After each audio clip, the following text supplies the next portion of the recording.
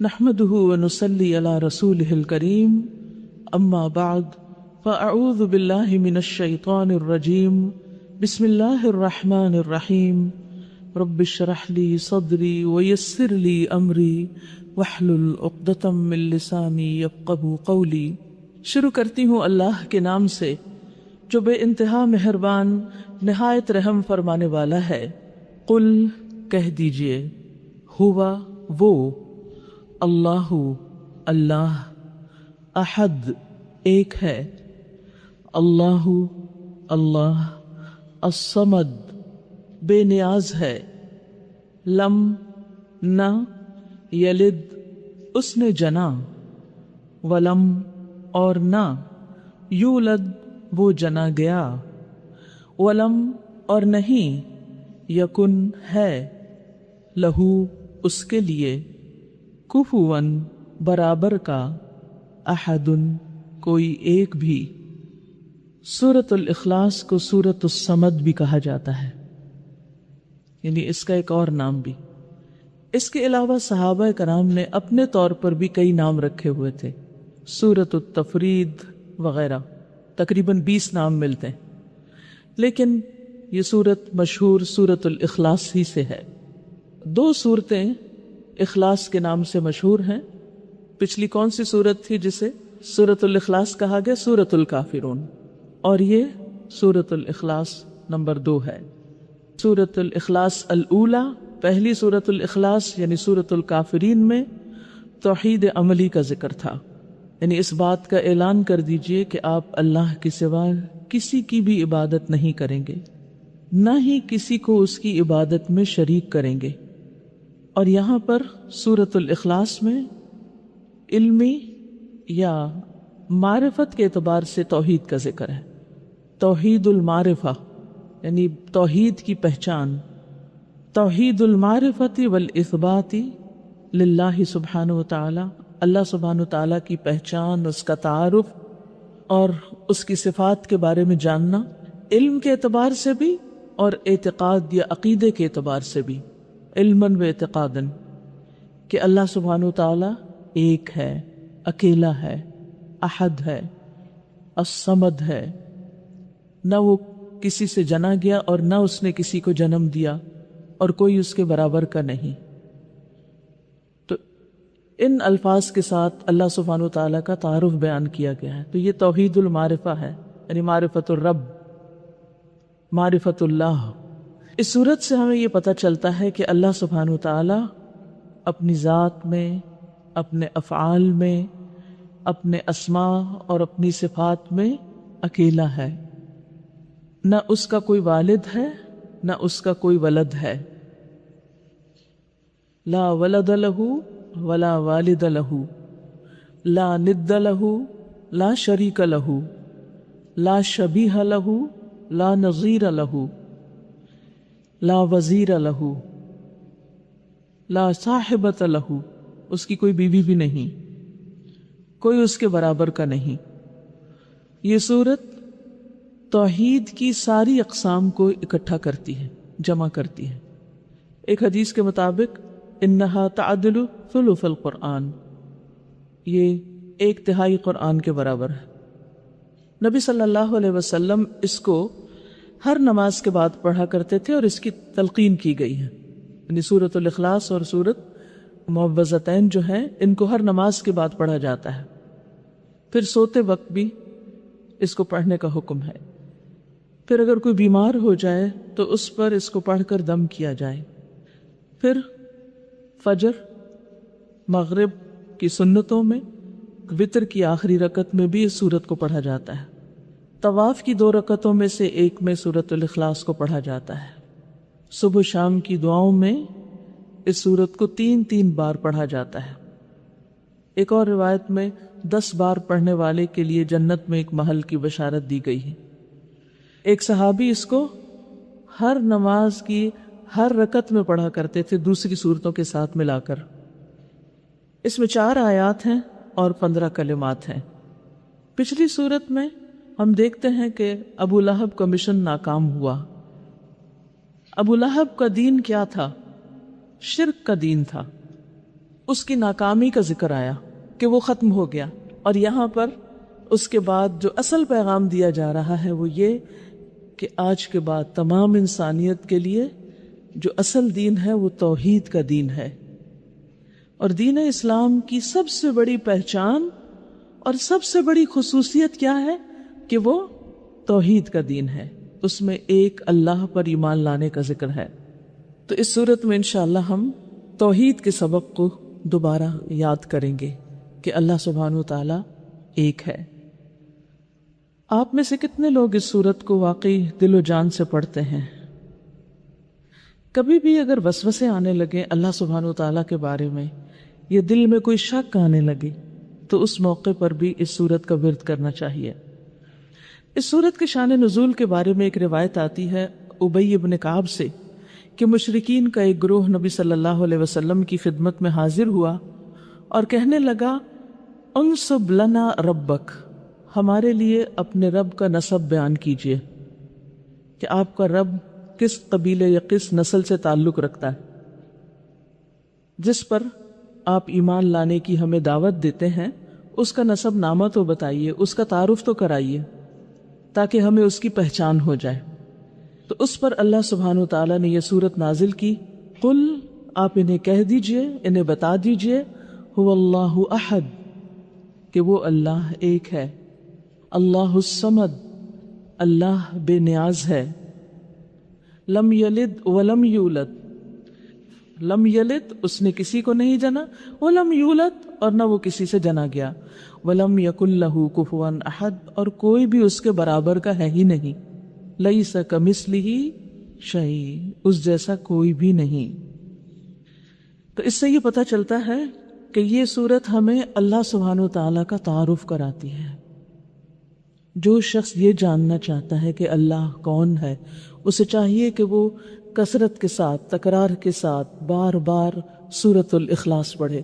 اسی طرح جو شخص ریاکاری یا شرک خفی میں بھی مبتلا ہو اور وہ اس مصیبت سے جان چھڑانا چاہتا ہو، اس کو بھی اس سورت کو بار بار پڑھنا چاہیے، بار بار ایک وظیفے کے طور پر نہیں، بلکہ تکرار، تدبر کے لیے، غور و فکر کے لیے، اللہ کی پہچان کے لیے۔ اور اس کے پڑھنے والوں سے اللہ سبحانہ وتعالیٰ محبت بھی رکھتا ہے۔ نبی صلی اللہ علیہ وسلم نے ایک شخص کو ایک لشکر کا امیر بنا کر بھیجا، تو وہ اپنے لوگوں کو جماعت کراتا تھا، جو امیر تھا وہی امام ہوتا تھا، تو وہ ہر رکعت میں قل هو اللہ پڑھتا۔ تو لوگ اس سے کہتے کہ بھئی تم کوئی اور سورت بھی پڑھا کرو، ہر رکعت میں قل هو اللہ پڑھنا کوئی ضروری تو نہیں۔ بہرحال لوگوں نے واپس آ کر نبی صلی اللہ علیہ وسلم سے اس کا ذکر کیا، جس پر آپ نے اس سے پوچھا کہ تم نے ایسا کیوں کیا؟ تو اس نے کہا کہ مجھے اس سورت سے محبت ہے، مجھے اس سورت سے محبت ہے۔ تو آپ صلی اللہ علیہ وسلم نے اسے خوشخبری دی کہ اللہ تعالیٰ بھی اس سے محبت رکھتا ہے۔ تو اس سے یہ پتہ چلتا ہے کہ جو شخص اس سورت سے محبت رکھے گا وہ اللہ سبحانہ وتعالیٰ کی محبت پائے گا، وہ اللہ تعالیٰ کی محبت پائے گا۔ ہم میں سے جس کو یہ شوق ہو کہ اللہ تعالیٰ ہم سے محبت کرے، اسے کیا چاہیے؟ اس سورت کو پڑھا کرے۔ اسی طرح ایک اور انصاری تھی جو مسجد قباء میں نماز پڑھایا کرتے تھے، جماعت کراتے تھے، تو وہ بھی کوئی بھی سورت پڑھنے سے پہلے یہ سورت پڑھا کرتے تھے۔ تو مقتدیوں نے کہا کہ آپ ایک ہی سورت پڑھا کریں، آپ ہر وقت قل هو اللہ پڑھتے ہیں۔ تو بولے میں ایسا ہی کروں گا، اگر تمہیں پسند ہے تو میں تمہارا امام رہتا ہوں، ورنہ تم کسی اور کو اپنا امام مقرر کر لو، مجھے تو ہر سورت قل هو اللہ پڑھنی ہی ہے۔ تو اس پر یہ بات نبی صلی اللہ علیہ وسلم تک پہنچی۔ آپ نے پھر اس سے پوچھا، یا آپ نے میسج دیا کہ اس سے پوچھو کہ وہ ایسا کیوں کرتا ہے؟ تو اس نے کہا کہ مجھے اس صورت سے محبت ہے۔ تو اس سے پتہ چلتا ہے کہ صحابہ کرام سب سے زیادہ کس چیز کے شیدائی تھے؟ اللہ تعالیٰ کی وحدانیت کے، توحید کے۔ تو آپ نے اسے کیا خوشخبری دی کہ اس کی محبت نے تجھے جنت میں داخل کر دیا، یعنی تمہارے لیے جنت ہے۔ تو جو اس صورت سے محبت کرے گا وہ انشاءاللہ جنت میں داخل ہوگا۔ اسی طرح ایک اور صحابی کے بارے میں آتا ہے کہ وہ ساری رات جو نماز پڑھ رہے تھے اس میں صرف قل هو اللہ ہی دہراتے رہے، ایک ہی صورت پڑھتے رہے۔ اور کبھی کبھی ایسا کرنا بھی جائز ہے، جیسے نبی صلی اللہ علیہ وسلم ایک موقع پر نماز پڑھ رہے تھے اور ایک ہی آیت بار بار دہراتے رہے یہاں تک کہ صبح ہو گئی۔ تو کسی کو پتا چلا کہ یہ شخص اس طرح کر رہا ہے تو اس نے آپ سے شکایت کر دی، تو آپ نے فرمایا کہ انہا لتعدل ثلث القرآن، یہ قرآن کا تیسرا حصہ ہے، یہ تیسرے حصے کے برابر ہے۔ اور یہ اس وجہ سے بھی کہ اس میں قرآن مجید میں 3 چیزیں ہیں بنیادی طور پر، توحید، احکام اور قصص۔ یعنی اگر قرآن مجید کے مضامین کو 3 حصوں میں تقسیم کیا جائے تو ایک پورا حصہ توحید پر مبنی، تو اس سے یہ پتہ چلتا ہے کہ جس نے اس سورت کو پڑھ لیا اس نے گویا ایک حصہ پڑھ لیا 3 میں سے۔ اور یہ بھی کہا جاتا ہے کہ اتنا اجر اس کو مل جاتا ہے، 1/3 قرآن پڑھنے کا اجر مل جاتا ہے اس کو۔ اسی طرح نبی صلی اللہ علیہ وسلم نے اس کے بارے میں فرمایا کہ لوگ ہمیشہ سوالات کرتے رہیں گے، حتیٰ کہ کہا جائے گا یہ مخلوق اللہ نے پیدا کی تو اللہ کو کس نے پیدا کیا، یعنی اللہ سبحانہ وتعالیٰ کے بارے میں شک کریں گے۔ تو جب کوئی اس قسم کی بات کرے کہ اللہ کو کس نے پیدا کیا تو اسے چاہیے کہ کہے آمنت باللہ، میں اللہ پر ایمان لایا۔ ایک اور روایت میں آتا ہے کہ جب لوگ ایسا کہیں تو تم کہو اللہ احد، اللہ الصمد، لم یلد ولم یولد ولم یکن لہ کفوا احد۔ پھر اپنے بائیں جانب 3 مرتبہ تھتکارو، کیونکہ یہ شیطان کا وسوسہ، شیطان سے پناہ مانگو۔ آپ دیکھیے کہ یہ سوال عام طور پر کون کرتا ہے؟ بچے کرتے ہیں۔ تو بچوں کو ڈانٹنے کی بجائے اور خوف زدہ کرنے کی بجائے کیا کرنا چاہیے؟ انہیں قل ہو اللہ سکھانی چاہیے، اور صرف قل ہو اللہ رٹوانی نہیں چاہیے بلکہ قل ہو اللہ کو سمجھانا چاہیے کہ یہ کیا صورت ہے۔ لیکن وہ کس وقت ہوگا؟ کون کر سکتا ہے یہ؟ جو خود اس کو اچھی طرح سمجھتا ہو۔ تو آئیے ہم اس کو اچھی طرح سمجھتے ہیں، اللہ کرے کہ یہ ہمارے دل میں بیٹھ جائے اور ہمیں بھی اس سے واقعی محبت ہو جائے، یعنی صرف کہنے کی حد تک نہیں بلکہ دل سے، اور ہم بھی اسے کثرت سے پڑھنا شروع کریں، اور اللہ تعالی ہمیں حقیقت میں اپنی پہچان عطا کر دے۔ کیونکہ اللہ سبحانہ وتعالیٰ سے سچی محبت صرف اس وقت ہو سکتی ہے جب اللہ تعالیٰ کی سچی پہچان ہوگی، کیونکہ جب تک کسی کی صحیح پہچان نہیں اس کی محبت بھی بس واجبی سی ہوتی، اوپر اوپر سے ہوتی۔ تو حقیقی محبت کے لیے ضروری ہوتا ہے کہ انسان جس سے محبت کرتا ہے اس کے سارے گن جانے۔ تو بہرحال توحید الاسماء والصفات پر مبنی ہے یہ سورت۔ فرمایا قل هو اللہ احد، کہہ دیجئے وہ اللہ ایک ہے۔ قل کہہ کر کس سے کہا جا رہا ہے؟ خطاب کس سے ہے؟ نبی صلی اللہ علیہ وسلم سے، کہ آپ کہیے، آپ ان کو بتا دیجئے، آپ ان تک پیغام پہنچا دیجئے۔ یہ کب کیا جاتا تھا؟ جب کوئی اہم میسج یا اہم پیغام دیا جانا مقصود ہوتا تھا۔ آپ کہیے جا کر، ہوا وہ کون؟ جس کے بارے میں تم سوال کر رہے ہو کہ اپنے رب کا نسب بیان کیجئے، وہ رب اللہ ہے۔ اللہ، یہ اللہ کا ذاتی نام ہے، ٹھیک ہے؟ اللہ کیا ہے؟ اللہ سبحانہ وتعالیٰ کا ذاتی نام۔ احد، ایک ہے، اکیلا ہے، فرد ہے، یعنی اپنی ذات میں ایک ہے، اپنی صفات میں تنہا ہے، اس کی صفات میں کوئی اس کا شریک نہیں، اس کے ناموں میں کوئی اس کا شریک نہیں۔ لا ثانی ہے، کبھی لفظ سنا ہے لا ثانی؟ لا کا مطلب ہوتا ہے نہیں، اور ثانی کا مطلب دوسرا۔ لا ثانی، اس کا کوئی دوسرا نہیں، بے نظیر جس کو کہتے ہیں، اس کی کوئی شبیہ نہیں، اس کی کوئی مثال نہیں، اس کا کوئی ہمسر نہیں، اس کا کوئی برابر کا نہیں، اس جیسا کوئی ہے ہی نہیں، کوئی ہے ہی نہیں۔ سب سے اعلیٰ، سب سے ارفع، سب سے بلند، وَهُوَ الْعَلِيُّ الْعَظِيمُ۔ احد کا لفظ جو ہے یہ وحدہ سے ہے، اس کا روٹ کیا ہے؟ وحدہ، ایک۔ اسی سے لفظ واحد بھی ہوتا ہے، لیکن واحد جو ہے وہ غیر اللہ کے لیے عموماً استعمال ہوتا ہے۔ احد اللہ سبحانہ وتعالیٰ ہی کی صفت ہے، تو احد کیا ہے؟ اللہ سبحانہ وتعالیٰ کی صفت۔ قل هو اللہ احد، کہہ دیجئے وہ اللہ احد، ایک ہے، اکیلا ہے، اپنی ذات میں بھی، اپنی صفات میں بھی۔ اللہ الصمد، اللہ بے نیاز ہے، الصمد ہے۔ الصمد کا لفظ جو ہے یہ عربی زبان میں بہت جامع لفظ ہے، اس کو کسی ایک لفظ سے ترجمہ نہیں کیا جا سکتا۔ یعنی انسان عاجز آ جاتا ہے اس کو سمجھنے سے. تو صمد بنیادی طور پر ایسی ٹھوس چیز کو کہتے ہیں عام زبان میں، ایسی ٹھوس چیز جس کے اندر کوئی خلا نہ ہو، یعنی سالڈ، جس کے اندر کوئی کسی قسم کا خلا یا کچھ خالی پن نہیں، جس کے اوپر کوئی ملمہ نہ چڑھا ہوا ہو، اپنی اوریجنل فارم میں ہو، جس کے اندر کوئی چیز نہ جا سکے، جس کے اندر سے کوئی چیز نکل نہ سکے. یعنی عام عربی زبان میں صمد اس کو کہتے ہیں کہ جو اتنا مضبوط ہو کہ نہ کچھ اندر جا سکتا ہے نہ اس میں سے کچھ نکل سکتا ہے. ٹھیک ہے. پھر وہ جس پر سیادت یا سرداری کی انتہا ہو، یعنی ایسا سردار کہ جس کے اوپر کوئی اور سردار نہ ہو. اور وہ کون ہے کہ جس کے اوپر اور کوئی نہ ہو؟ وہ صرف اللہ سبحانہ و تعالیٰ ہے. صمد کا عام طور پر ترجمہ جب بے نیاز کیا جاتا ہے تو اس کا مطلب یہ کہ وہ اپنی ذات میں اتنا کامل، اتنا پرفیکٹ ہے کہ اسے کسی اور کی ضرورت نہیں. اپنی ذات میں، اپنی صفات میں کامل، مکمل، اور اپنی ہر صفت میں کامل ہے. کامل کا کیا مطلب ہے؟ پرفیکٹ، یعنی اس میں کسی قسم کا کوئی نقص نہیں، کوئی عیب نہیں، کوئی کمی نہیں. پھر صمد کا معنی ہوتا ہے جس کو کوئی زوال ہی نہیں. دنیا کی ہر چیز میں زوال ہوتا ہے، ہر چیز ختم ہو جاتی، لیکن اللہ سبحانہ وتعالی اس کی ذات کو کوئی بھی زوال نہیں.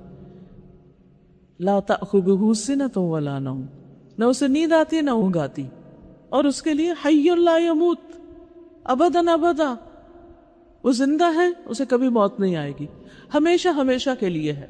هو الاول والآخر، وہی پہلا ہے وہی آخری، نہ اس سے پہلے کوئی اور ہے اور نہ اس کے بعد کوئی اور ہے. اب ان سب چیزوں کو جب یہ بات آپ پڑھ رہے ہیں، سن رہے ہیں، اس کے ساتھ ساتھ آپ کمپیئر کرتے جائیں کہ پھر کوئی اور تو ایسا نہیں، اور تو کوئی بھی ایسا نہیں، یہ تو صرف اللہ ہی ایسا ہے.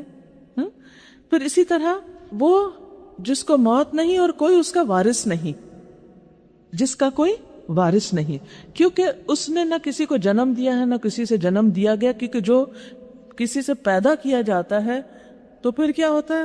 وہ پیدا کرتا بھی ہے، اور جو پیدا کرتا ہے اس کو موت بھی آتی ہے، اور جس کو موت آتی ہے اس کا مال بھی تقسیم ہوتا ہے. وہ تو الصمد ہے، اس سے تو کوئی چیز کسی اور کی طرف جا ہی نہیں سکتی، اس کا تو کوئی وارث ہی نہیں، وہ تو ہر چیز کا مالک ہے. پھر اسی طرح الصمد وہ ہے جو بے عیب ہو، اس میں کسی قسم کی کوئی خامی اور نقص نہ ہو. وہ جو کبھی نہ سوئے اور کبھی نہ بھولے. اب کون ایسا ہے جو کبھی نہ سوئے اور کبھی نہ بھولے؟ وہ جس پر کوئی آفت آ ہی نہیں سکتی، جس پر کوئی آفت اور مصیبت نہ آئے. وہ جو اپنی ذات میں کامل صفات ہو، جو ہمیشہ غالب رہے، کبھی مغلوب نہ ہو، کوئی اس کے اوپر اوور پاور کر ہی نہیں سکتا، جو ہر طرح کی زیادتی، ظلم اور نقصان سے پاک ہے، جس کا کوئی مقابلہ نہیں کر سکتا. آپ یوں بھی کر سکتے ہیں کہ اللہ سبحانہ وتعالیٰ کی ہر صفت کے ساتھ اس کو لگا لیں. جیسے احد ہے نا، ہر صفت سے بالا ہے، وہ ہر چیز کے اوپر پریویل کرتا، احد، کوئی اور ایسا. اسی طرح جتنی بھی اس کی صفات ہیں ان سب میں چونکہ کامل ہے تو وہاں ہر ایک کے ساتھ پھر الصمد لگ جائے گا. اللہ الصمد، بے نیاز کون ہوتا ہے؟ کس کو ضرورت نہیں ہوتی؟ جو پرفیکٹ ہوتا ہے. ضرورت دوسروں کی اسی وقت ہوتی ہے جب آپ کے اندر کوئی کمی ہوتی ہے تو کوئی اور آ کر آپ کی کمی پوری کرتا ہے.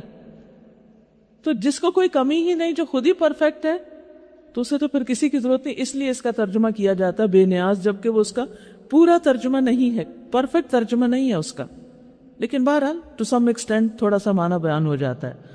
اللہ الصمد. پھر لم یلد، نہیں اس نے جنم دیا، یعنی کسی ایک کو بھی، کیونکہ اس کو اولاد کی ضرورت نہیں. انسانوں کو ہے جن کی اولاد نہیں ہوتی، ان کو دیکھا ہے کبھی کہ ان کا حال کیا ہوتا ہے؟ ساری نعمتیں ہوں، صرف ایک اولاد کی نعمت نہ ہو تو انہیں یوں لگتا ہے زندگی میں جیسے انہیں کچھ ملا ہی نہیں. ہر نعمت کو بھول جاتے، صرف اسی کے پیچھے لگے رہتے ہیں. اللہ سبحانہ وتعالیٰ کو کسی اولاد، کسی بیٹے بیٹی، کسی کی بھی ضرورت نہیں. لہٰذا لم یلد، اس نے کسی کو جنم نہیں دیا، اس کا کوئی بیٹا نہیں. سورۃ الانعام میں آتا ہے بدیع السماوات والارض انا یکون لہ ولد ولم تکن لہ صاحبہ، اس کا بیٹا کہاں سے ہوگا، اس کی تو کوئی بیوی ہی نہیں، وخلق کل شیء، اسی نے ہر چیز کو پیدا کیا ہے۔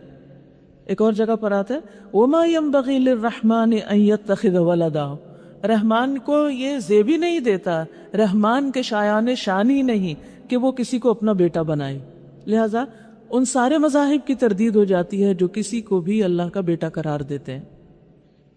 پھر ان کل من فی السماوات والارض الا آت الرحمن عبدا، زمین و آسمان میں جتنے بھی ہیں وہ سارے اللہ کے سامنے بندے کی حیثیت سے حاضر ہوں گے، کوئی بھی بیٹا نہیں۔ پھر اسی طرح سورۃ الانبیاء میں آتا ہے وقالوا اتخذ الرحمن ولدا سبحانہ بل عباد مکرمون، وہ کہتے ہیں کہ رحمان نے بیٹا بنا لیا، پاک ہے وہ، بلکہ وہ تو بندے ہیں، عزت سے رکھے گئے ہیں، ان کو عزت دی گئی ہے۔ ولم یولد، اور وہ کسی سے جنم دیا بھی نہیں گیا، یعنی اس کا کوئی باپ نہیں، دوسرے سمپل لفظوں میں یہ دیکھیے، نہ وہ جنا گیا، اس کا کوئی رشتہ دار بھی نہیں جس کی وہ بے جا حمایت کرے یا ان کو فیور کرے، ہر ایک سے بے نیاز ہے۔ وَلَمْ يَكُنْ لَهُ كُفُوًا أَحَدٌ، اور کوئی اس کا ہمسر بھی نہیں، کوئی ایک بھی، یعنی اس کے برابر کا، ہم پایا، ہم پلہ، برابر کوئی ہے ہی نہیں۔ اب آپ دیکھیں کہ جب اس جیسا کوئی ہے ہی نہیں تو پھر وہ سب سے بڑا ہے، سب سے عظیم۔ جب ہم اللہ تعالیٰ کو پہچانتے ہیں نا، پھر اس کی صحیح قدر ہمارے دل میں آتی، پھر ہی ہم صحیح معنوں میں اس سے دعا کرتے ہیں کہ ساری طاقت، سارا اختیار، ہر چیز اس کے پاس، اسے کسی کی ضرورت نہیں، وہ سب کی ضرورتیں پوری کرتا ہے، اسے کسی کی سہارے کی ضرورت، وہی سب کا سہارا ہے۔ تو مجھے کمزور انسانوں کا سہارا ڈھونڈنے کی بجائے کس پر توکل کرنا چاہیے؟ اللہ سبحانہ وتعالیٰ پر۔ اسی لیے آپ دیکھیں کہ اس صورت کے اندر اللہ تعالیٰ کی جو صفات بیان ہوئی ہیں، احد، الصمد، ان کے ساتھ جب ہم اللہ تعالیٰ سے دعا کرتے ہیں تو دعا قبول ہوتی۔ اگر آپ دیکھیں تو قرآنی اور مسنون دعاؤں کے شروع میں اللہ تعالیٰ کی تسبیح کے ساتھ، درود شریف کے ساتھ یہ کچھ دعائیں بھی لکھی ہوئی ہیں، کیونکہ ان ناموں کے ساتھ جب اللہ تعالیٰ سے دعا کی جاتی ہے، اللہ تعالیٰ کی ان صفات کا ذکر کر کے، تو دعا قبول ہوتی ہے۔ اللہم انی اسألک بانی اشہد اللہ الہ الا انت الاحد الصمد الذی لم یلد ولم یولد ولم یکن لہ کفوا احد۔ نبی صلی اللہ علیہ وسلم نے کسی کو سنا کہ وہ ان ناموں کے ساتھ یا اللہ تعالیٰ کی ان صفات کا ذکر کر کے دعا کر رہا ہے، تو آپ نے فرمایا کہ اس نے اللہ تعالیٰ کے اس اسم اعظم کے ساتھ دعا کی ہے کہ جس کے ساتھ دعا مانگی جائے تو دعا قبول ہوتی۔ اس لیے اگر آپ چاہیں کہ آپ کی دعا قبول ہو تو اس سے پہلے آپ قل ھو اللہ وغیرہ پڑھ لیں اور ساتھ ہی یہ دعا پڑھ لیں، انشاءاللہ دعائیں قبول ہوں گی۔ بسم اللہ تدبریہ نمبر 1، قل ھو اللہ احد، واختلف فی معنی قولہ صلی اللہ علیہ وسلم قل ھو اللہ احد تعدل ثلث القرآن۔ نبی صلی اللہ علیہ وسلم کی اس بات میں کہ قل ھو اللہ احد 1/3 قرآن کے برابر ہے، اس کے معنی میں اختلاف پایا جاتا ہے کہ اس سے مراد کیا؟ 1/3 قرآن جب اس کو کہا جاتا ہے تو کیوں کہا جاتا ہے؟ فقیلہ، تو کہا گیا ان ذالک فی الثواب، کہ اس کا معنی یہ ہے کہ 1/3 قرآن پڑھنے کا ثواب اس کو مل جاتا ہے، ٹھیک؟ ای لمن قرأها من الاجر مثل اجر من قرأ ثلث القرآن، کہ جس نے اس کو پڑھا اس کے لیے 1/3 قرآن پڑھنے کا ثواب ہے۔ وقیلہ، اور یہ بھی کہا گیا ان ذالک فیما تضمنتہ من المعانی والعلوم، کہ اس میں معانی اور علوم میں سے 1/3 علوم کے برابر علم پایا جاتا ہے۔ وذالک ان علوم القرآن 3، اور یہ اس لیے کہ قرآن مجید کے علوم 3 طرح کے ہیں، توحید و احکام و قصص، توحید، احکام اور قصص۔ وقد اشتملت هذه السورة على التوحید، اور یہ سورت توحید پر مشتمل ہے. فَهِيَ ثُلُثُ الْقُرْآنِ بِهَذَا الْاعْتِبَارِ، اس لیے اس اعتبار سے یہ ثلث القرآن ہے. وَهَذَا أَظْهَرُ، اور یہ بالکل ظاہر ہے. السؤال، علوم القرآن ثلاثة ما هي؟ علوم القرآن 3 ہیں، وہ کیا ہیں؟ بولیے. توحید، احکام، قصص. یعنی توحید تو آپ نے جان لی، احکام کا مطلب ہی کہ جہاں اللہ تعالیٰ ہمیں کچھ کرنے کا حکم دیتے ہیں، اور قصص تمام گزشتہ انبیاء اور اقوام کے قصے، کہانیاں. ومن ایہا سورت قل هو اللہ احد، ان 3 علوم میں سے سورت قل هو اللہ کس سے متعلق ہے؟ توحید سے. نمبر 2، اللہ الصمد. الصمد قال ابن الانباری، ابن الانباری کہتے ہیں لا خلاف بین اہل اللغت، اہل اللغہ کے درمیان، لنگوسٹکس کے علوم کے ماہروں کے درمیان کوئی اختلاف ہی نہیں کہ صمد کا معنی انہ السید، کہ اس کا معنی السید ہے. الذی لیس فوقہ احد، ایسا سید، ایسا سردار کہ جس سے اوپر کوئی اور ہے ہی نہیں، سب سے بڑا سردار. اللہ تعالیٰ کا ایک نام بھی ہے نا السید. الذی یصمد الیہ الناس فی حوائجہم و امورہم، وہ جس کی طرف لوگ اپنی حاجتوں میں اور اپنے کاموں میں رجوع کرتے ہیں. یعنی جب کسی کو کوئی ضرورت پیش آتی ہے، کوئی کام ہوتا ہے، تو وہ کس کی طرف جاتا ہے؟ اللہ سبحانہ وتعالیٰ کی طرف. وقال الزجاج، اور زجاج کہتا ہے هو الذی ینتہی الیہ السؤدد، وہی ہے جس کی طرف سرداری جا ختم ہوتی، یعنی جس پر سیادت، سؤدد ہوتا ہے سیادت، جس پہ سرداری مکمل ہو جاتی، اس کے آگے کوئی اور نہیں. ویسمد الیہ، اور اس کی طرف قصد کیا جاتا ہے. ای یعنی یقصدہ کل شیء، ہر چیز اس کی طرف قصد کرتی ہے، اس کی طرف رجوع کرتی ہے. وعن ابی ہریرہ، اور ابو ہریرہ کہتے ہیں هو المستغنی عن کل احد، وہ ہر ایک سے بے نیاز ہے. هو المستغنی عن کل احد، وہ ہر ایک سے بے نیاز ہے. المحتاج الیہ کل احد، اور ہر ایک اس کا محتاج ہے. یہ آلوسی نے کہا. السؤال، ما معنی الصمد، کیا معنی ہے صمد کا؟ ایسا سردار کہ جس پر سرداری ختم ہو جائے، ٹھیک ہے، جس کے اوپر کوئی اور سردار نہ ہو، جس کی طرف سب اپنی حاجتیں لے کر جائیں اور اسے کسی کی حاجت نہ ہو، سب اس کے محتاج ہو اور وہ کسی کا محتاج نہ ہو. یہ ہے الصمد. معنی الکلمات میں الصمد السید الذی کمل فی سؤددہ وغناہ، سید وہ سردار ہے جس کی طرف سرداری اور بے نیازی ختم ہو جاتی ہے، جہاں مکمل ہوتی ہے. والذی یقصد فی قضاء الحوائج، وہ جس کی طرف سب قصد کرتے ہیں حاجتوں کے پورا کرنے کے لیے اپنی ضروریات کے وقت. کفوا مکافئا و مماثلا و نظیرا، مکافئ یعنی جو ہم پلہ ہو، مماثل مثال جیسا ہو، و نظیرا نظیر بھی مثال ہے، یعنی ہم مثال. العمل بالآیات، آیات پر آپ عمل کیسے کریں گے؟ نمبر 1، اقرأ المعوذات 3 مرات فی الصباح والمساء، صبح و شام 3 بار قل هو اللہ احد اور معوذتین پڑھو. اقرأ المعوذات مرۃ واحدۃ دبر کل صلاۃ، ہر نماز کے بعد ایک بار قل هو اللہ احد، قل اعوذ برب الفلق اور قل اعوذ برب الناس پڑھا کریں. آج سے بس یہ عادت ڈال لینی. اکثر لوگ نماز پڑھتے ہیں، ابھی دوسرا سلام آدھا ہی ہوتا ہے کہ فوراً اٹھنے کی کوشش کرتے ہیں. بیٹھ کے کیا کریں؟ آیت الکرسی تو ہم پڑھتے ہی ہیں، ان کو بھی پڑھ لیں. کتنی دیر لگے گی؟ ایک دفعہ ٹائمنگ کر کے دیکھیں اور پھر آپ اندازہ کریں گے کہ اتنی تھوڑی دیر میں اتنا بڑا فائدہ حاصل کر سکتے ہیں، تو ہم کیوں اس سے غافل ہوں؟ ٹھیک ہے. التوجیحات. نمبر 1، اہمیت التوحید والاخلاص للہ سبحانہ وتعالی، اللہ سبحانہ وتعالی کے لیے توحید اور اخلاص کی اہمیت. بسم اللہ الرحمن.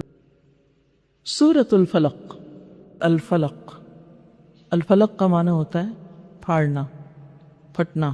ترجمہ دیکھتے ہیں پہلے۔ شروع کرتی ہوں اللہ کے نام سے جو بے انتہا مہربان نہایت رحم فرمانے والا ہے۔ قل کہہ دیجئے، اعوذ میں پناہ لیتا ہوں، بربی رب کی، الفلق صبح کے، من شر ہر اس چیز کے شر سے، ما جو، خلق اس نے پیدا کی، ومن شر اور شر سے، غاسقن اندھیری رات کے، اذا وقب جب وہ پھیل جائے، ومن شر اور شر سے، النفاثات پھونکنے والیوں کے، فی العقد گرہوں میں، ومن شر اور شر سے، حاسدن حاسد کے، اذا جب، حسد وہ حسد کرے۔ سورۃ الفلق اور سورۃ الناس دونوں صورتیں اکٹھی اتری۔ ان دونوں کا ایک مشترک نام بھی ہے، اور وہ کیا ہے؟ معوذتین، وہ صورتیں جن کے ذریعے پناہ لی جاتی ہے ہر طرح کے شر سے بچنے کے لیے۔ ان دونوں کی مشترکہ فضیلت احادیث میں بتائی گئی ہے۔ بنیادی طور پر یہ صورتیں ہر طرح کے شر سے محفوظ رکھنے والی ہیں۔ جو ان کو پڑھتا ہے وہ ہر طرح کے شر، نقصان، تکلیف سے محفوظ ہو سکتا ہے۔ چھوٹی چھوٹی تکلیفیں یا چھوٹے چھوٹے شر اور بڑے بڑے شر، ظاہری شر اور باطنی شر، موجودہ شر اور معدوم شر جو ابھی آئے نہیں، آنے والے، ان سے بھی بچاتا ہے۔ وہ شر جو ہمیں نظر آتے ہیں اور وہ جو ہمیں نظر نہیں آتے، ہر طرح کے شر۔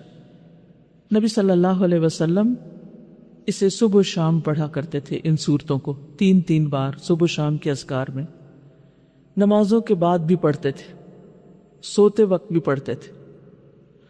جادو کے علاج کے لیے بھی اس کو پڑھا جاتا ہے۔ یہ وہ صورتیں ہیں جن کی طرح کوئی صورت پچھلی کتابوں میں نازل نہیں ہوئی۔ یہ ہماری خصوصیت ہے، یعنی امت محمد صلی اللہ علیہ وسلم کی، اور ان پر اللہ تعالیٰ کا ایک خاص انعام ہے کہ اللہ تعالیٰ نے ان کو یہ صورتیں عطا کی۔ رسول اللہ صلی اللہ علیہ وسلم کہیں تشریف لے جا رہے تھے تو آپ کے ساتھ عقبہ بن عامر بھی تھے۔ آپ نے ان سے کہا کہ عقبہ کیا تم سوار نہیں ہوگے؟ سوار ہو جاؤ میرے ساتھ۔ تو وہ جھجک گئے۔ تھوڑی دیر بعد آپ نے پھر فرمایا، عقبہ کیا تم سوار نہیں ہوگے؟ پھر تیسری بار جب آپ نے کہا تو انہیں یہ ڈر لگا کہ کہیں میں آپ صلی اللہ علیہ وسلم کی نافرمانی تو نہیں کر رہا، تو بہرحال وہ سوار ہو گئے۔ تو اس موقع پر رسول اللہ صلی اللہ علیہ وسلم نے فرمایا، اے عقبہ، میں تمہیں ایسی صورتیں نہ سکھاؤں جو نہ تورات میں نازل ہوئیں، نہ زبور میں، نہ انجیل میں، نہ ان جیسی فرقان میں ہیں۔ تم پر ایک رات بھی ایسی نہ آئے کہ تم ان کو نہ پڑھو، تم پر ایک رات بھی ایسی نہ آئے کہ تم ان کو نہ پڑھو۔ اور وہ صورتیں کیا ہیں؟ قل هو اللہ احد، قل اعوذ برب الفلق، قل اعوذ برب الناس۔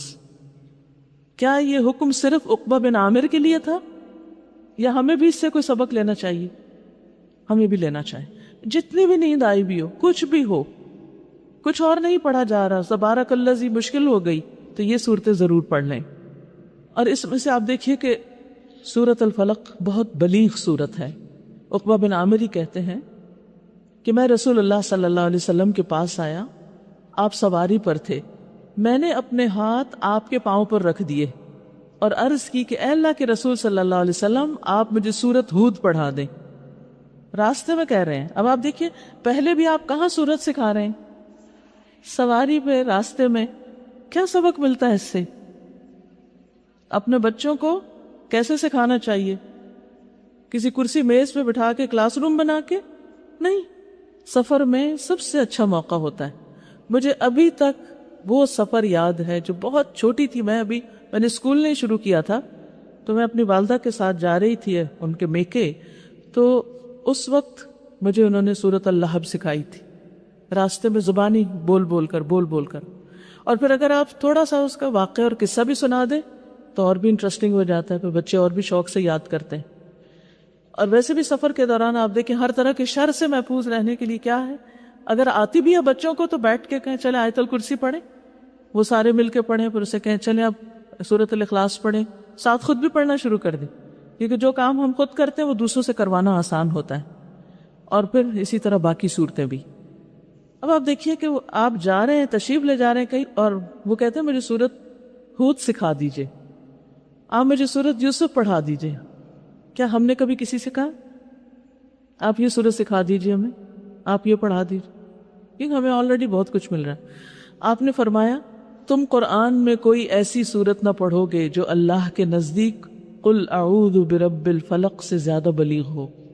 یعنی تمہیں لمبی صورتوں کا شوق ہے، قل اعوذ برب الفلق پڑھ لو، تو یہ بہت سی چیزوں کی جامع ہے. اسی طرح ابن عابس جوہنی سے مروی ہے کہ ایک مرتبہ رسول اللہ صلی اللہ علیہ وسلم نے مجھ سے فرمایا، اے ابن عابس، کیا میں تمہیں تعوذ کے سب سے افضل کلمات کے بارے میں نہ بتاؤں جن سے تعوذ کرنے والے تعوذ کرتے ہیں؟ یہ تعوذ نہیں ہوتا، تعوذ ہوتا ہے. تعوذ کا مطلب ہوتا ہے اللہ تعالیٰ کی پناہ لینا. میں نے عرض کیا یا رسول اللہ صلی اللہ علیہ وسلم کیوں نہیں؟ تو رسول اللہ صلی اللہ علیہ وسلم نے فرمایا یہ 2 صورتیں ہیں، قل اعوذ برب الفلق، قل اعوذ برب الناس. یہ ہر چیز کی کفایت کے لیے. معاذ بن عبداللہ اپنے والد سے روایت کرتے ہیں، انہوں نے کہا ہم ایک بارش والی رات جو سخت اندھیری رات تھی اس میں نکلے. ہم رسول اللہ صلی اللہ علیہ وسلم کو ڈھونڈ رہے تھے کہ آپ ہمیں نماز پڑھائیں. چنانچہ ہم نے آپ کو پا لیا. تو آپ نے پوچھا کیا تم لوگوں نے نماز پڑھ لی؟ تو میں کچھ نہ بولا. آپ نے فرمایا کہو، تو بھی میں کچھ نہ بولا. آپ نے فرمایا کچھ کہو، تو بھی میں کچھ نہ بولا. آپ نے فرمایا کہو. تو میں نے عرض کیا اے اللہ کے رسول صلی اللہ علیہ وسلم کیا کہوں؟ یعنی آپ فرما رہے تھے قل قل قل، لیکن آگے کچھ بتایا نہیں تو اس لیے وہ چپ رہے. فرمایا قل هو اللہ احد، اور پھر قل اعوذ برب الفلق، قل اعوذ برب الناس، اور فرمایا یہ ہر چیز سے تمہیں کافی ہو جائیں گی، ہر طرح کے شر، مصیبت، تکلیف، ہر چیز سے کافی کرنے والے. اسی طرح نظر بد سے بھی کفایت کرنے والے کلمات ہے یہ. ابو سعید کہتے ہیں کہ رسول اللہ صلی اللہ علیہ وسلم انسانوں اور جنوں کی نظر بد سے پناہ مانگتے تھے. یہ بہت تکلیف دہ، نقصان دہ ہوتی. جب یہ معوذتین نازل ہو گئی تو آپ نے ان کو لازم پکڑ لیا اور باقی کو چھوڑ دیا. یعنی اگر کوئی شخص یہ صورتیں پڑھ لیتا ہے تو باقی بہت سی دعاؤں کو بھی کافی ہو جاتی ہیں. اسی طرح ایک بچھو نے آپ کو ایک دفعہ ڈس لیا جبکہ آپ نماز پڑھ رہے تھے. جب فارغ ہوئے تو آپ نے فرمایا اللہ بچھو پہ لعنت کرے، یہ نہ نمازی کو چھوڑتا ہے نہ اس کے علاوہ کسی کو. پھر آپ نے پانی اور نمک منگوایا اور اس جگہ پر لگاتے رہے اور ساتھ یہ صورتیں پڑھتے گئے، قل یا ایھا الکافرون اور قل اعوذ برب الفلق، قل اعوذ برب الناس.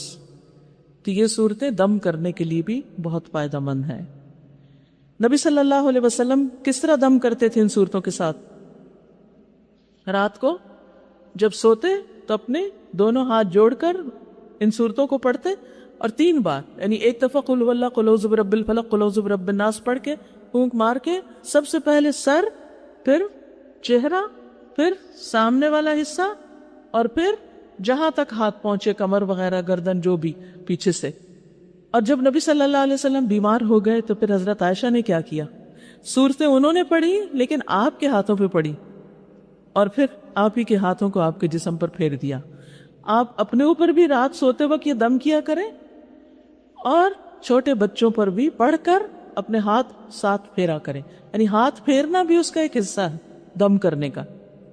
تو آپ کے ہاتھوں کی برکت کی وجہ سے حضرت عائشہ نے یہ صورتیں آپ کے ہاتھوں پر پڑھی تھیں. اب دیکھیے کہ شر جو ہے، کیونکہ ان صورتوں میں شر سے پناہ مانگی گئی نا، یعنی عمومی طور پر ہر شر سے، اور پھر کچھ شر کی خاص اقسام بتائی گئی ہیں. لیکن شر جو ہے اس کو سمجھنے کی ضرورت ہے. شر 2 قسم کا ہوتا ہے جو انسانوں کو پہنچتا ہے. ابن القیم کہتے ہیں کہ ایک شر وہ ہوتا ہے جو گناہوں کی شکل میں ہوتا ہے. گناہ کیا ہے؟ شر. شر کس کو کہتے ہیں؟ شر کا ترجمہ کریں، برائی. تو گناہ کیا ہے؟ برائی. تو جب ہم کہتے ہیں قل اعوذ برب الفلق من شر ما خلق، من شر، تو جو شر ہے نا اس میں کبھی ہمارا دھیان اس میں نہیں گیا کہ یہ گناہ بھی شر ہے. تو جو بھی گناہ انسان کرتا ہے وہ دراصل شر کا ارتکاب کر رہا ہوتا ہے، برا کام کر رہا ہوتا ہے. تو برے کام سے بچنے کے لیے بھی کیا کرنا چاہیے؟ کیا کرنا چاہیے؟ اللہ ہمیں برائیوں سے بچا. یہ صورتیں اس میں بھی فائدہ دیتی ہیں ٹھیک ہے؟ تو جب انسان کسی برائی میں پڑتا ہے، ذنوب میں پڑتا ہے، اور پھر ان گناہوں کی وجہ سے سزا دیا جاتا ہے، ان کا برا نتیجہ اس کے سامنے آتا ہے گناہوں کا، تو یہ بھی انسان کے اوپر ایک شر ہوتا ہے، خواہ انسان اس کا ارادہ کرے یا نہ کرے، بہرحال گناہوں کا شر اپنی جگہ ہے۔ اور اگر جان بوجھ کے کرتا ہے اور اس کے لیے بھاگ دوڑ کرتا ہے اور ایک ایک قدم جو اٹھاتا ہے وہ سارے کا سارا اس کے لیے شر بن جاتا ہے، یعنی گناہ اور اس کے نتائج شر ہیں۔ بولیے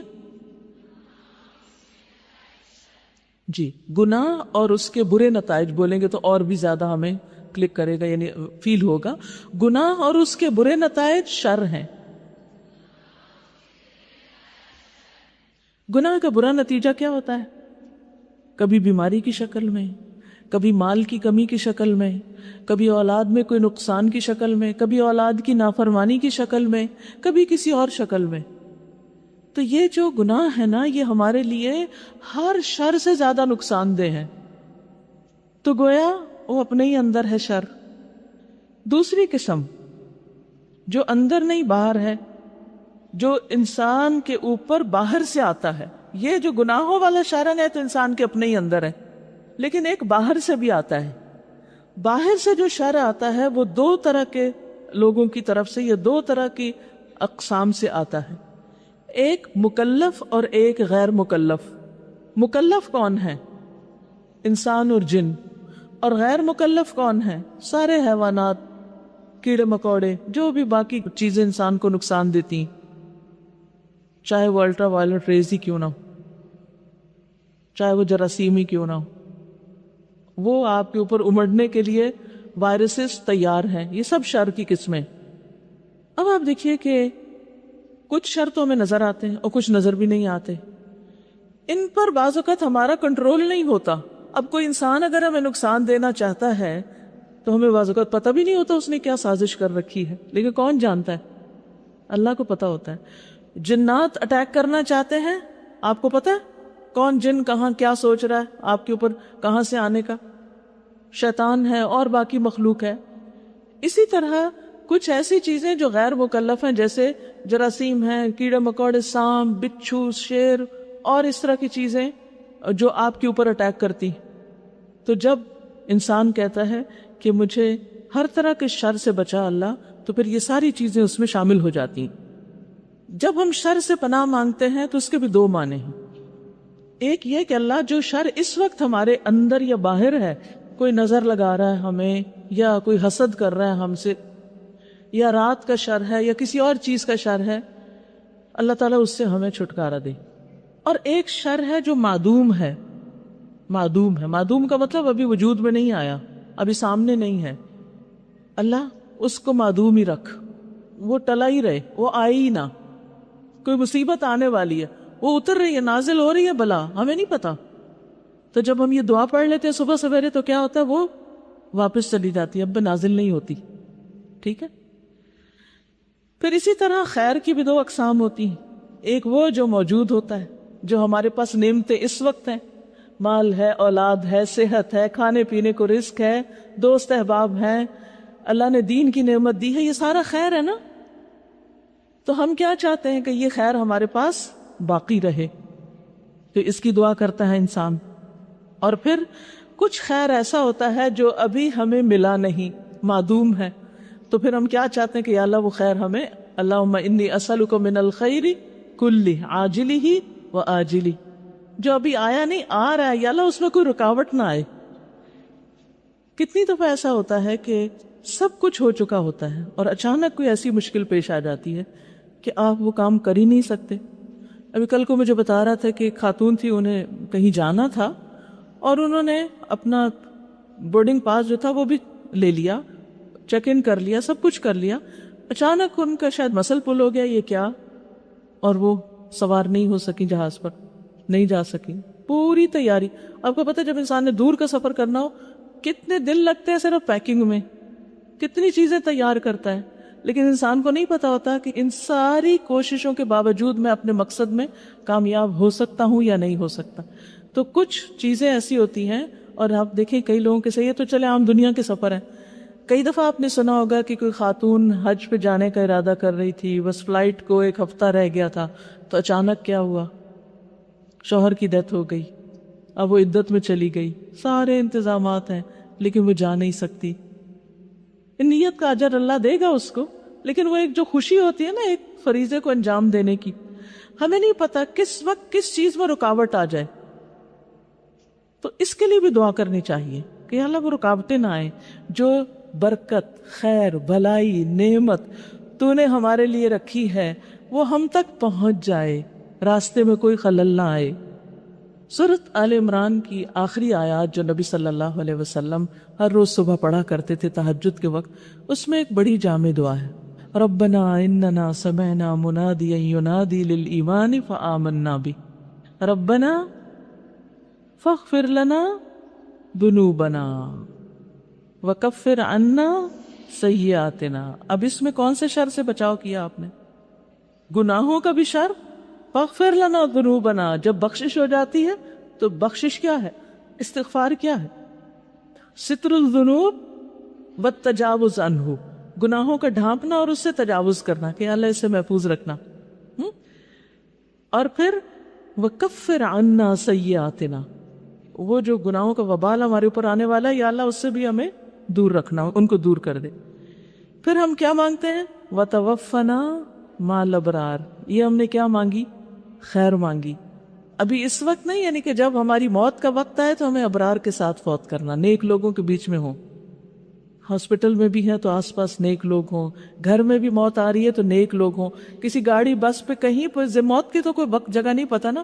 الاصل فی الموت المفاجہ، پتہ نہیں کہاں آ جائے. جہاں اللہ ہمارے آس پاس نیک لوگ ہوں، اس کا فائدہ کیا ہوگا؟ وہ ہمیں کلمے کی تلقین کریں گے، وہ بیٹھ کے فضول باتیں نہیں کریں گے، بلکہ کیا کریں گے؟ کوئی قرآن پڑھ رہے ہوں گے، کوئی ذکر کر رہے ہوں گے، دعائیں مانگ رہے ہوں گے، ہماری مشکل آسان کرنے کے لیے دعا کر رہے ہوں گے. تو یا اللہ ان کی صحبت میں ہوں، ابرار کی صحبت میں. اسی طرح مرنے کے بعد بھی ہمارا جنازہ ابرار پڑھیں، ہمیں قبر میں ابرار اتاریں، ہمارے اولاد میں ایسے نیک لوگ ہوں کہ جو ہمیں آخری ہماری زمین پہ اتارتے وقت ان کے ہاتھوں ہم اتریں. پھر اسی طرح جب روح جاتی ہے علیین میں، نیک لوگوں کا ساتھ ہو. قیامت کے دن کن کے بیچ میں اٹھیں؟ نیک لوگوں کے بیچ میں اٹھیں. تو یہ ہم خیر کی دعا مانگ رہے ہیں، اور یہ اصل خیر ہے کہ خاتمہ بالخیر ہو، اور پھر آخری جو گھر ہے ہمارا اس میں.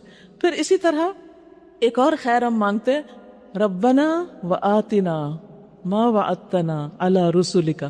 اللہ وہ اپنے سارے وعدے پورے کرنا جو اپنے رسولوں کی زبانی تو نے ہم سے کیے. کون سے وعدے؟ جنت کے وعدے، جہنم سے بچنے کے وعدے. اس خیر کی دعا مانگی جا رہی ہے. ولا تخزنا یوم القیامہ، اور ہمیں قیامت کے دن رسوا نہ کرنا. یہ شر سے پناہ مانگی جا رہی. تو کتنی جامع دعا ہے جس میں ہر خیر مانگ لی گئی اور ہر شر سے نجات. اسی طرح خطبۃ الحاجہ جو ہے، خطبۃ الحاجہ کون سا ہوتا ہے؟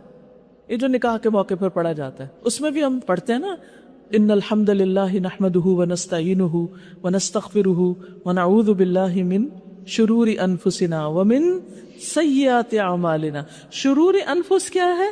ذنوب. وسیئات اعمالنا، ذنوب کے نتائج، ہمارے اعمال کی جو سیئہ ہے، برائی ہے، نقصان ہے، وہ جو پڑھنے والا اللہ اس سے بچا. جیسے کوئی چیز اوپر ہمارے ہلانے سے گرنے لگے تو پھر ہم کیا کرتے ہیں؟ اسے دور بھاگتے کہ یا اللہ اب یہ کر تو ہم غلطی چکے ہیں، لیکن اب اس کے نتائج سے ہم کو بچانا.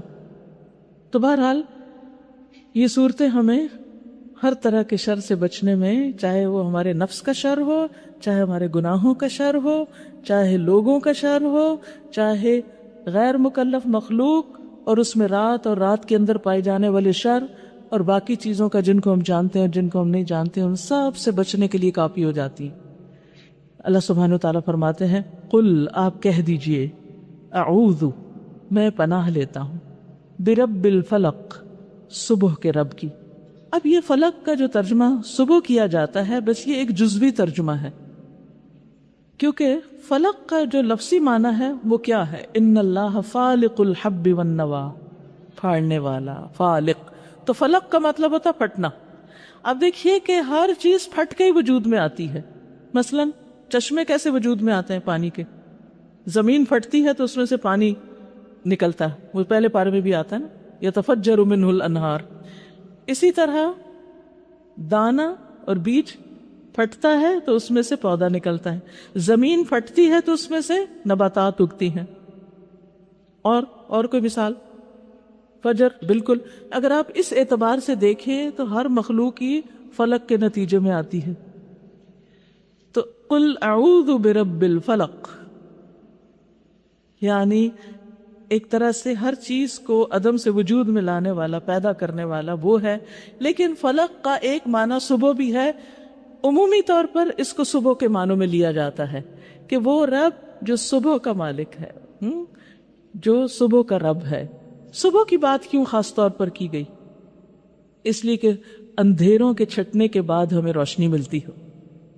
تو جب ہم کہتے ہیں صبح کا رب، تو یوں محسوس ہوتا ہے جیسے ہر طرح کا غم، دکھ، پریشانی، تکلیف، سب اندھیرے جو ہیں وہ چھٹ جائیں گے جب ہم اپنے رب کی پناہ لیں گے، رب کی طرف رجوع کریں گے۔ تو کیا ہوگا؟ اندھیرے ختم ہو جائیں گے، چاہے جہالت کے ہیں، گمراہی کے ہیں، شکوک و شبہات کے ہیں، شہوات کے ہیں، کسی بھی قسم کے، کیونکہ اللہ ولی الذین آمنوا یخرجہم من الظلمات الی النور۔ اللہ ایمان والوں کا دوست ہے، انہیں اندھیروں سے نکال کر کس میں لاتا ہے؟ روشنی کی طرف لاتا ہے۔ تو جس طرح اللہ تعالیٰ رات کا اندھیرا ختم کر کے دن کی روشنی لا سکتا ہے، اسی طرح وہ ہر طرح کا خوف، غم اور دہشت دور کر کے پناہ مانگنے والے، پناہ لینے والے کو امن دے سکتا ہے۔ قل اعوذ برب الفلق، اتنی ہوپ ہے نا اس میں، اس قدر امید ہے اس میں کہ میں اس رب کی پناہ لے رہی ہوں، اس کی مدد مانگ رہی ہوں کہ جو صبح کا مالک ہے۔ کیونکہ رب کون ہوتا ہے؟ خالق، مالک، مدبر، ٹھیک ہے۔ قل اعوذ برب الفلق، قل اعوذ برب الفلق۔ دیکھیے یہ ساری صورتیں اور ان کا پڑھنا اسی وقت فائدہ دیتا ہے جب ہم ان کو روح کے ساتھ پڑھیں، سمجھ کے پڑھیں۔ یہ نہیں کہ ہم فلق کہہ رہے اور یہی نہیں پتا فلق ہے کیا۔ کس چیز سے بچنے کے لیے؟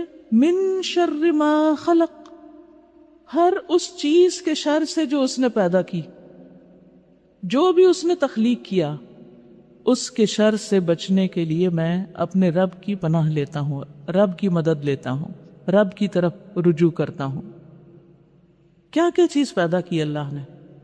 اللہ خالق کل شیء، اللہ ہی ہر چیز کا خالق ہے اور وہی ان سب چیزوں پر نگہبان بھی ہے۔ You name it. اب اپنے کسی بھی خوف، پریشانی، فکر، کسی بھی چیز کو ذہن میں لائیے جو آپ کو بودر کرتی، جس کی آپ کو فکر رہتی ہے، جس سے آپ کو ڈر لگتا ہے۔ کوئی انسان، کوئی بھی چیز، آپ کس چیز سے ڈرتے؟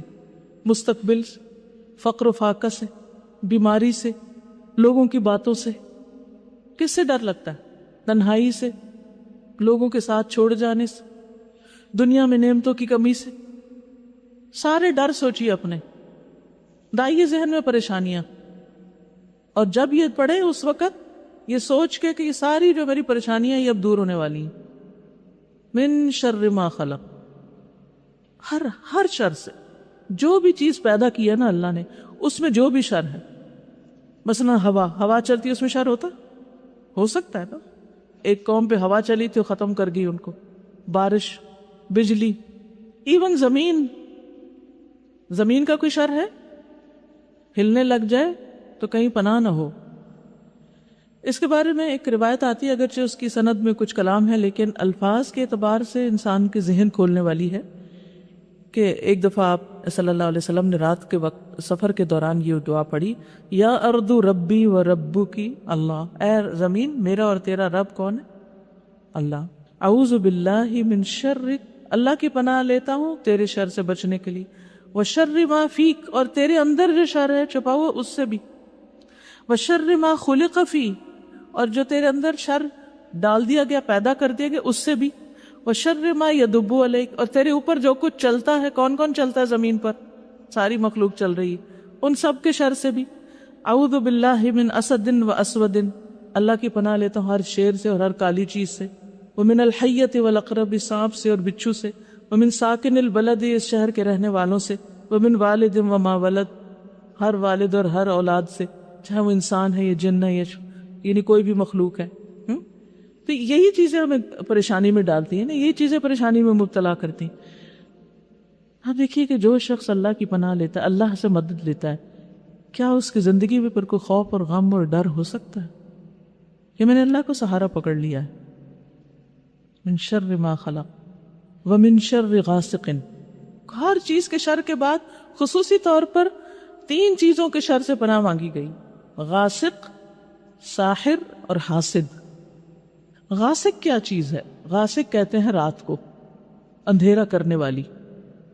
رات شروع ہوتے ہی نبی صلی اللہ علیہ وسلم نے کیا حکم دیا ہے والدین کو؟ اپنے بچوں کو کیا کریں؟ اندر کر لیں، کیونکہ زمین پر کون پھیل گئے؟ شیاطین پھیل گئے جو انہیں نقصان دے سکتے ہیں۔ اسی طرح بہت سے کیڑے مکوڑے نکل آتے ہیں جو انسان کو نظر نہیں آتے اندھیرے میں، کیونکہ اندھیرا کرنے والی لفظی معنی ہے اس کا، غاسق۔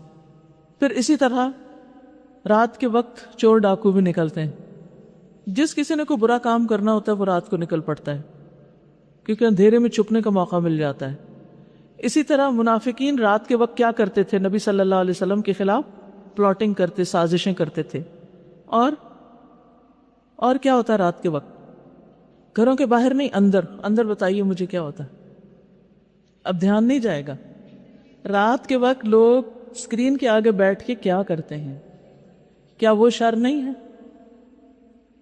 دن میں تو اپنے کاموں میں بزی ہوتے ہیں، رات شر کے آگے بیٹھ جاتے ہیں، آنکھیں بھی دیکھ رہی ہیں، کان بھی سن رہے ہیں، دل بھی اثر لے رہا ہے۔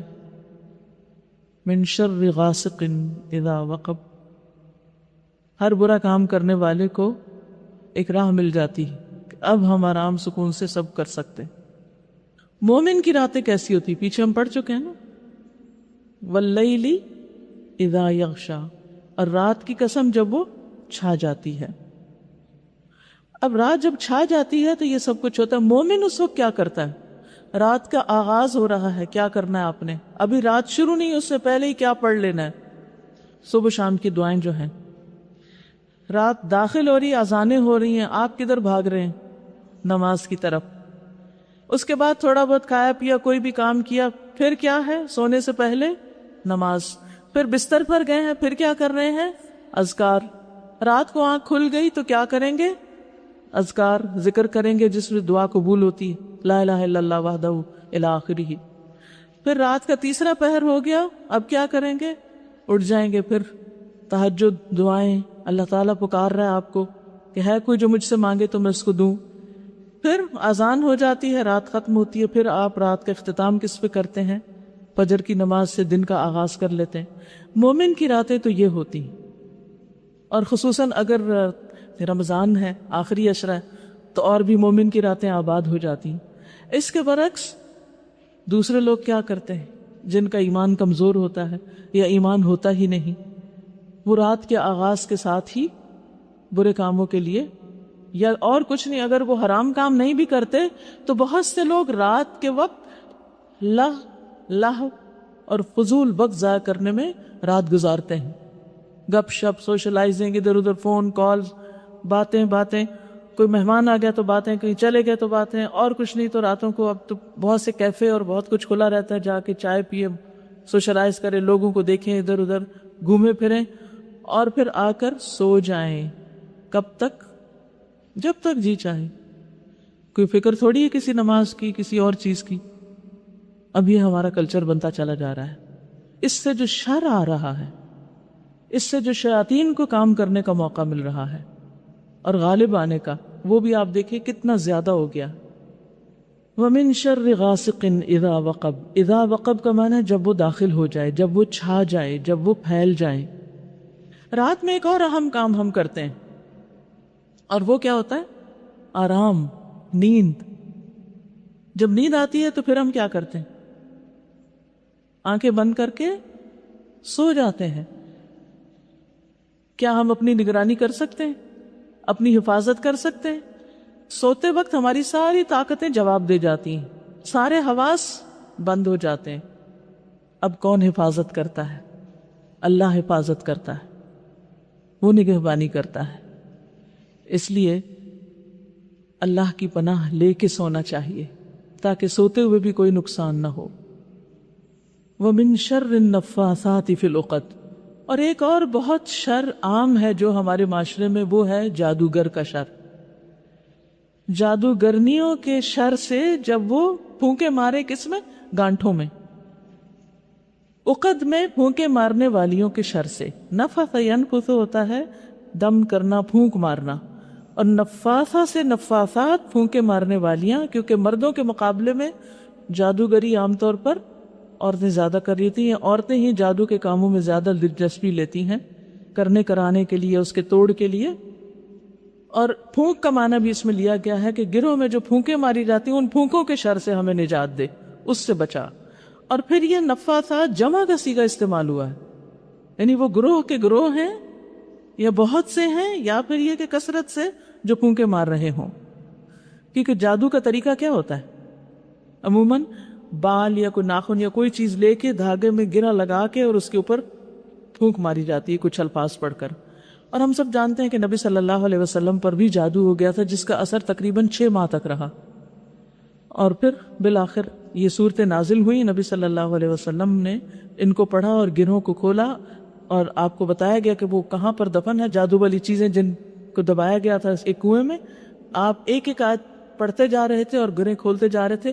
آخری گرہ پر آخری آیت پڑھی آپ نے، اور اس کے بعد آپ کو یوں محسوس ہوا جیسے آپ ہر بندھن سے آزاد ہو گئے، کھل گیا آپ سب کچھ، ساری رکاوٹیں دور ہو گئیں.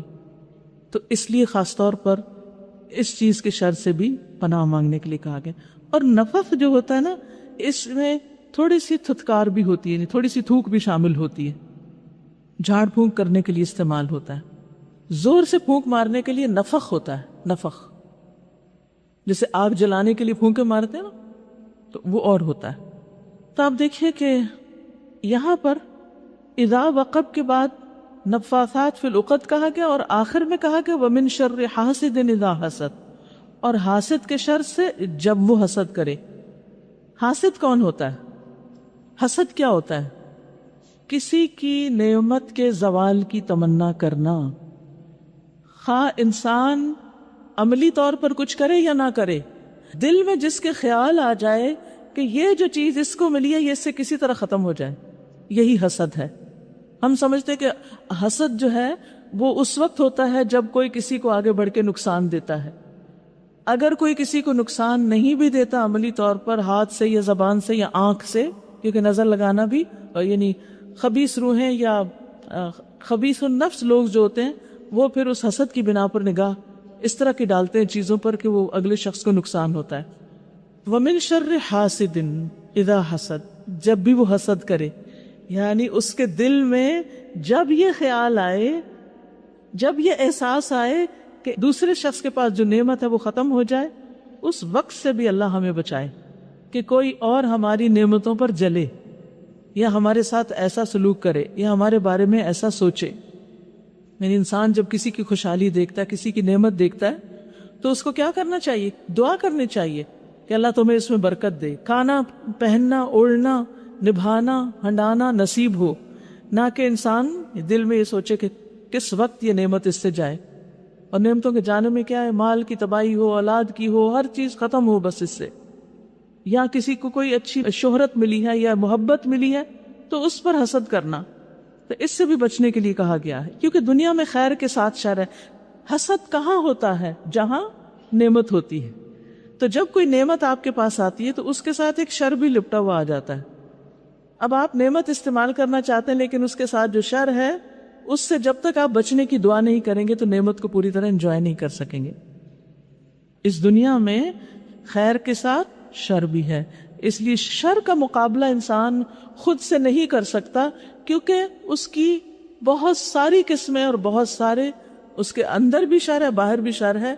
شر قوی ہو جاتا ہے اگر ہم اس کے مقابلے میں کمزور ہوں، اور وہ ہمیں نقصان دے دیتا ہے باذن اللہ اگر ہم اللہ کی پناہ نہ لیں. تو ہمیں کیا کرنا ہے؟ اعوذ، مجھے پناہ لینی ہے کس کی؟ برب الفلق، اس رب کی جو صبح نکال لاتا ہے اندھیرا دور کر کے. اب یہ پریکٹیکلی کیسے ہوتا ہے؟ کیا مطلب پناہ لینا؟ کیا کریں گے؟ ادھر جائیں گے؟ اپنی جگہ سے اٹھ کے کہیں اور جائیں گے؟ ہے کیا یہ پناہ؟ کس سے ملتی ہے؟ اس کے لیے کرنا کیا پڑتا ہے؟ نمبر 1 اللہ پہ توکل. وَمَن يَتَوَكَّلْ عَلَى اللَّهِ فَهُوَ حَسْبُهُ حَسْبِيَ اللَّهُ حَسْبُنَا اللَّهُ وَنِعْمَ الْوَكِيلُ. جب کہیں سے کسی طرف سے کوئی خطرہ ہو فوراً یہ پڑھنا شروع کر. اللہ کی پناہ ملتی ہے اللہ کو یاد کر کے، اللہ پہ توکل کر کے، اللہ پہ بھروسہ کر کے. دوسرے تقوی سے، تقوی گناہوں سے بچنا، نافرمانیوں کو چھوڑنا. قرآن مجید میں آتا ہے وَمَن يَتَّقِ اللَّهَ يَجْعَل لَّهُ مَخْرَجًا وَيَرْزُقْهُ مِنْ حَيْثُ لَا يَحْتَسِبُ. پھر تعوذ سے، جتنی بھی یہ قُلْ اعوذ برب الفلق اور قُلْ اعوذ برب الناس اور اس کے علاوہ تعوذ کی دعائیں ہیں. ایاک نستعین میں تعوذات کے نام سے کچھ دعائیں لکھی ہوئیں. اللہم انی اعوذ بک کے ساتھ یہ دعائیں شروع ہوتی ہیں. تو وہ دعائیں پڑھیں، وہ اذکار پڑھیں. ٹھیک ہے. پھر اسی طرح نعمت کو چھپائیں. کس سے؟ حاسد سے.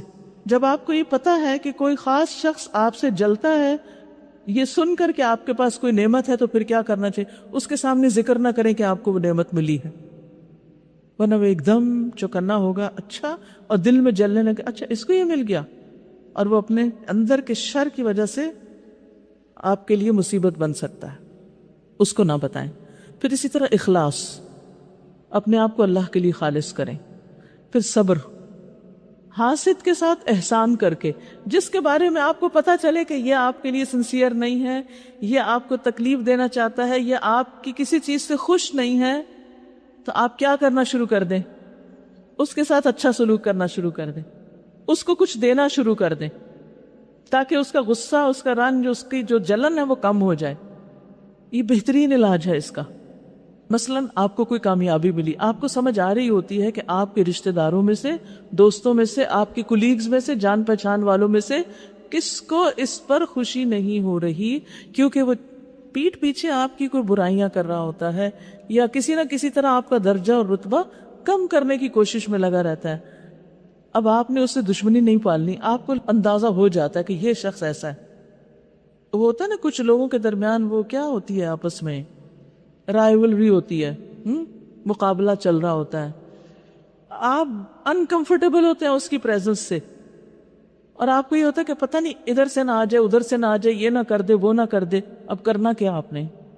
اس سے اچھا سلوک شروع کر دیں. آپ تو بہت اچھے ہیں، اسے کچھ دینا شروع کر دیں، اس کے لیے دعا کریں کہ وہ اس مصیبت سے نکلے. نہ اپنے لیے مصیبت کھڑی کرے نہ آپ سے، کیونکہ حسد نیکیوں کو ختم کر دیتا ہے. پھر قیامت کے دن سخت مصیبت میں ہوگا حاسد.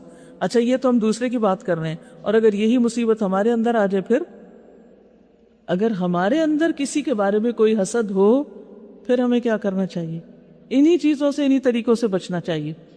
اللہ سے دعا کرنی چاہیے کہ اللہ مجھے اپنے فضل میں سے دے، اپنی جناب سے دے، میں لوگوں کی طرف نہ دیکھوں، تیرے خزانے وسیع ہیں. آپ یقین کیجئے جو ہی آپ اللہ پہ توکل شروع کریں گے، آپ کے اندر کی جلن ختم ہو جائے گی. اللہ آپ کو غنا دے، اللہ مجھے غنی کر دے، لوگوں سے بے نیاز کر دے، مجھے لوگوں کی محتاجی نہیں دے، مجھے لوگوں کی محتاجی سے نکال، مجھے اپنی جناب سے دے، اپنے خزانوں سے دے. اور قل ہو اللہ احد پڑھیں کہ ساری قوتوں کا مالک، ساری اچھی صفات کا مالک وہی ہے، سب کچھ اس کے پاس، لہذا اس کی طرف مجھے رجوع کرنا ہے. وَمِن شَرِّ حَاسِدٍ اِذَا حَسَدَ. اللہ ہم سب کو محفوظ رکھے، لیکن اس کے لیے ہمیں اللہ کی پناہ لینی ہے، اللہ سے مدد لینی ہے. اور جو اللہ کے قریب ہو جاتا ہے، پھر اس کے ساتھ کیا معاملہ ہوتا ہے اللہ کا؟ اللہ سبحانہ وتعالیٰ اس کو پناہ دیتا ہے، اس کی مدد کرتا ہے، اس کی حفاظت کرتا ہے، اس سے راضی ہوتا ہے، اور اس کو وہ سب کچھ عطا کرتا ہے جو وہ چاہتا ہے. دنیا میں بھی دیتا ہے، اور آخرت میں تو دے گا ان سب دعاؤں کے عوض جو وہ مانگتا ہے. اس کے ذریعے انسان پھر ہر طرح کے خوف سے بے نیاز ہو جاتا ہے. کوئی میرا کچھ نہیں بگاڑ سکتا، میرے ساتھ اللہ ہے نا. جب کسی چیز کا ڈر، فکر، پریشانی آئے کہ اللہ ہے نا، میں نے اپنا معاملہ اللہ کے سپرد کر دیا، میں اللہ کی پناہ میں آتا ہوں اور اللہ پناہ دے گا. لیکن ہم اس وقت کیا کرتے ہیں؟ کسی بھی تکلیف، دکھ، پریشانی، مصیبت کے وقت کیا کرتے ہیں؟ ہر کسی کو جو راہ چلتا بھی نظر آ جائے، ذرا ہم سے ہمدردی کر لے، ہم اس کو اپنی ساری مصیبت سنانے بیٹھ جاتے ہیں. جو ہی ہم یہ کام شروع کرتے ہیں، اللہ تعالیٰ ہمیں بندوں کے حوالے کر دیتا ہے. ٹھیک ہے، جاؤ ان کے پاس، دیکھتے ہیں کیا کرتے ہیں تمہارے لیے. پھر لوگ کیا کرتے ہیں ہمارے ساتھ. کوئی ہمارا دکھ سن کے کیا کرتا ہے؟ خوش ہوتا ہے. کوئی ہماری تکلیف سن کے پھر اسے لوگوں کے ساتھ جا شیئر کرتا ہے، لوگوں کو بتا دیتا ہے. خاص طور پر ایسے دشمنوں کو کہ جو اس انتظار میں ہوتے ہیں کہ ہماری کسی پریشانی کا ان کو پتہ چلے. اور کیا ہوتا ہے، وہ انسان جو لوگوں سے شیئر کرتا چلا جاتا ہے اس کی پریشانیوں میں اضافہ ہوتا ہے، کیونکہ ہر بندہ جو سنتا ہے نا وہ کوئی نہ کوئی کمنٹ بھی کر دیتا ہے. آگے نہ بھی ذکر کرے تو واپس آپ کو ہی کچھ سنا دے گا، یا اپنے دل میں رکھ لے گا کہ اس کا بھی تو کوئی ہوگا نا قصور جس کی وجہ سے اس کے ساتھ یہ ہو رہا ہے. کیا حاصل ہوا؟ ہاں ٹھیک ہے، آپ بیمار ہیں، ہم ڈاکٹر کے پاس جا کے بتائیں کہ مجھے فلاں تکلیف ہے، آپ میرا علاج کریں، اس میں کوئی حرج نہیں. آپ کسی ایسے شخص کو اپنی کوئی مشکل بتائیں جو آپ کو کوئی اچھا مشورہ دے، جو پڑھا لکھا ہو، سمجھدار ہو، جسے آپ کے اچھے برے سے کوئی ایسا کنسرن نہ ہو کہ نہ وہ آپ کا حاسد اور نہ ہی آپ کا کوئی دشمن ہو، اور آپ کو صحیح خلوص والا مشورہ دے. لیکن یہ عادت کہ ہر ایک کے پاس کھڑے ہو کے مسائل کا ذکر کرنا، ہر ایک سے اپنی کہانیاں بتانا، اس سے مسائل کبھی حل نہیں ہوتے بلکہ ان میں کئی گنا اضافہ ہوتا چلا جاتا ہے. یہی چیز اگر آپ اللہ کے حضور روئیں، نماز پڑھیں، دعا کریں، صبر کریں، توکل کریں، اللہ تعالیٰ آپ کو سنبھال لے گا اور وہ تکلیف بھی دور ہو جائے گی. میں کسی کے بارے میں پڑھ رہی تھی، وہ کہتے ہیں کہ میں نے 25 سال سے اپنی کوئی تکلیف کسی کو نہیں بتائی، حتیٰ کہ میں اپنے گھر والوں سے بھی اس کا ذکر نہیں کرتا، جس میں چھوٹی چھوٹی بیماریاں، تکلیفیں یا بڑی بڑی تکلیف ذکر ہی نہیں کرتا. اس کی مثال کیا ہے؟ بس سر میں درد ہو رہی، کسی کو نہیں بتاتا کہ سر میں درد ہو رہی. ہمارا حال کیا ہوتا ہے؟ ہر بندے کو ہم سر درد ہو رہی، سر درد ہو رہی، سر درد، بول بول کے اور سر دردی ہو جاتی. سر درد ہو رہی، کرنا کیا چاہیے؟ سب سے پہلے وجہ معلوم کرے کیوں ہو رہی، اس وجہ کے مطابق پھر علاج شروع کریں. چھوٹا موٹا اپنے آپ کو پہچانتے ہیں تو خود کچھ پین کلر لے لیں، اور پین کلر سے پہلے کیا کرنا ہے؟ سر پہ رکھیں ہاتھ اور پڑھیں دعا درد کے دور کرنے کی. تھوڑی دیر بعد دوبارہ پڑھیں، تھوڑی دیر بعد دوبارہ پڑھیں، امید ہے اسی سے ہی ٹھیک ہو جائے گا. اسی طرح بریدنگ ایکسرسائزز آپ کو پتہ ہونے چاہیے. خود ہی الگ بیٹھ کے اپنی ایکسرسائزز کر کے ایک طرف ناک بند کر کے دوسری طرف سے ایک طرف سے سانس لیں. دائیں طرف سے ہو تو شاید بائیں طرف لیتے ہیں، اور بائیں طرف ہو تو دائیں طرف لیتے ہیں. کچھ اسی قسم کا حساب اس کو پڑھ لیں اچھی طرح اور اپنا علاج کر لیں. کسی کے آگے رونے دھونے کی ضرورت نہیں، اللہ کی پناہ لیں، اللہ سے مدد مانگیں. اگر کوئی معاملہ زیادہ ہی خراب ہے تو ڈاکٹر کے پاس چلے جائیں. ارریلیونٹ لوگوں کو، حتیٰ کہ وہ کہتے ہیں اپنے بیوی بچوں کو بھی نہیں بتاتا، کیونکہ جب انسان اپنی تکلیف اپنے پیاروں کو بتاتا تو پیاروں کو کیا ہوتا ہے؟ کیا ہوتا ہے؟ تکلیف. تو میں کسی کو تکلیف نہیں دینا چاہتا. اور اپنے حاسدوں اور دشمنوں کو نہیں بتاتا کیونکہ انہیں کیا ہوتا ہے؟ تو پھر مجھے کیا ملا؟ کسی کو میری تکلیف سے خوشی ہوئی اور کسی کو میری تکلیف سے غم ہوا، کیونکہ جنہیں میں غم دینا نہیں چاہتا ان کو غمگین کر دیتا ہوں، اور جن کو میں خوش کرنا نہیں چاہتا ان کو خوش کر دیتا ہوں.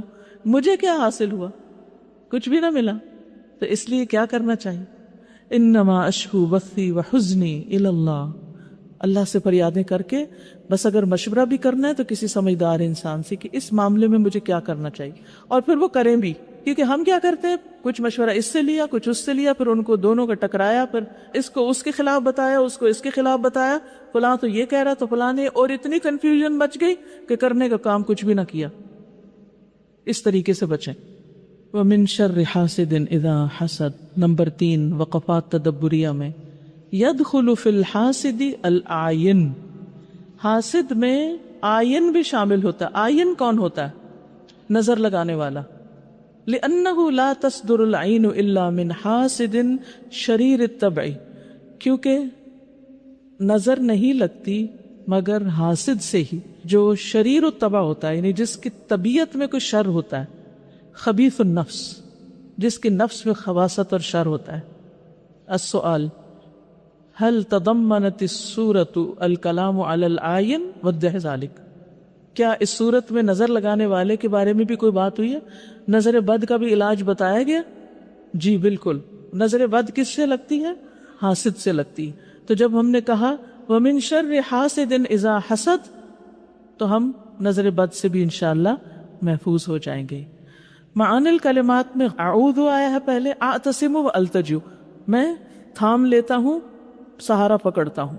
غاسق لیل شدید الظلمت، سخت اندھیری رات. اذا وقب اذا دخل ظلامہ وتغلغل، جب اس کا اندھیرا داخل ہو جائے اور پینیٹریٹ کر جائے. تغلغل کا معنی ہوتا ہے ٹو پینیٹریٹ، یعنی خوب گہرا ہو جائے. النفاثات فی العقد الساحرات، جادوگرنیاں. اللواتی، وہ جو، ینفخن بلا ریق، وہ جو پھونکتی ہیں بغیر تھوک کے، فی عقد الخیط، دھاگوں کے گرہوں میں، بقصد السحر، جادو کے ارادے سے. سواء کنن نساء او انفسا خبیثہ، خواہ وہ عورتیں ہوں یا خبیث سانس ہو، پھونکے ہوں. یہ پھونکے بھی اور پھونکنے والی ہیں، دونوں سے. العمل بالآیات میں قل اعوذ برب الفلق نمبر 2، یہ ہر نماز کے بعد پڑھیں. اور پھر ارقا نفسک بالمعوذات، اپنے اوپر رقیہ کریں. حاسد کے شر سے بچنا ہو یا کسی اور کے، رقیہ اس کا علاج ہے. اور رقیہ میں وہ آیات اور احادیث وغیرہ موجود ہیں جن کو پڑھ کے دعائیں ایسی ہیں جس سے علاج ہوتا ہے. توجیحات میں نمبر 2، اہمیت الاستعاذۃ باللہ من خطر العین والسحر. اللہ سبحانہ وتعالیٰ کی پناہ لینے کی اہمیت کے اوپر بات ہو رہی ہے ہر نظر بد اور جادو سے بچنے کے لیے.